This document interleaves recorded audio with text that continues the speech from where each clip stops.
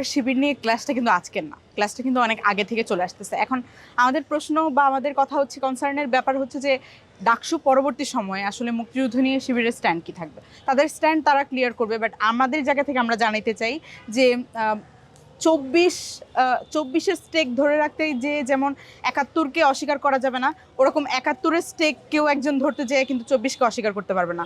আমরা দেখেছি বিগত সময়ে একদল 71 বেঁচে খাইছে। আমরা চাই না আরও একটা সংগঠন 71-কে বাদ দিয়ে 24-কে স্ট্যাবলিশ করার চেষ্টা করুক। আমাদের কাছে হচ্ছে 71-এর একটা ধারাবাহিকতাই কিন্তু 24। আমরা ওইখানে অন্যায়ের বিরুদ্ধেই যা হয়েছে অ্যান্ড 24-ও কিন্তু ওই একই ন্যারেটিভ ছিল।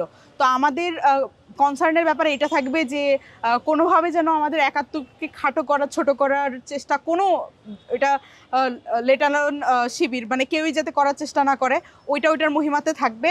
অ্যান্ড এই ন্যারেটিভগুলো যাতে চেঞ্জ করার চেষ্টা না হয়। আর যদি হয় তাহলে তো আমরা আছি, আমরা দাঁড়াবো তার বিপক্ষে, বা আমরা তখনও আওয়াজ তুলে যাব।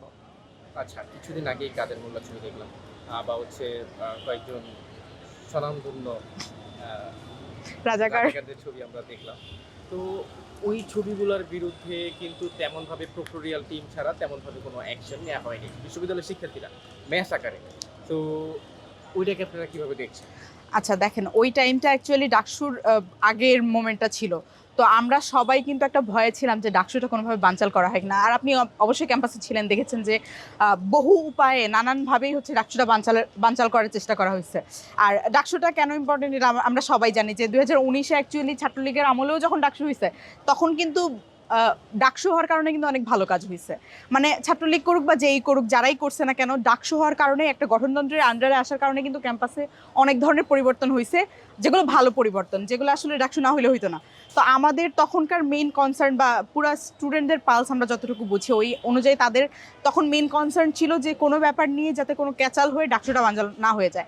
এই কারণে ওই টাইমে দেখা গেছে যে আমরা যে ঘটনাটা টিএসসিতে ঘটছে ওইটার আন্ডারে বা ওইটাকে কেন্দ্র করে যত বড় একটা ম্যাসিভ আন্দোলন বা মুভমেন্ট হওয়ার দরকার ছিল ওরকম কিছু হয় নাই। স্টুডেন্টরা এটা স্মার্টলি হ্যান্ডেল করার চেষ্টা করছে প্রশাসনের মাধ্যমে।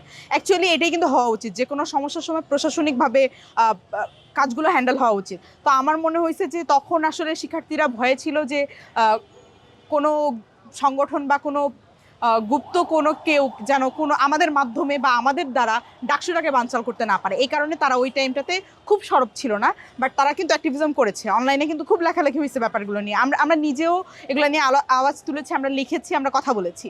তো আমার মনে হয় যে ওই ঘটনাটা তখন একমাত্র ডাকসু যেন না পেছায় বা এই কারণে হয়তো ওই গুঞ্জনটা একটু কম উঠেছিল। বাট এই ধরনের ঘটনা যদি পরবর্তীতে ঘটে তাহলে পুরা শিক্ষার্থী সমাজে এটার বিরোধিতা করবে এবং ওইটার বিরুদ্ধে দাঁড়াবে অ্যাকচুয়ালি।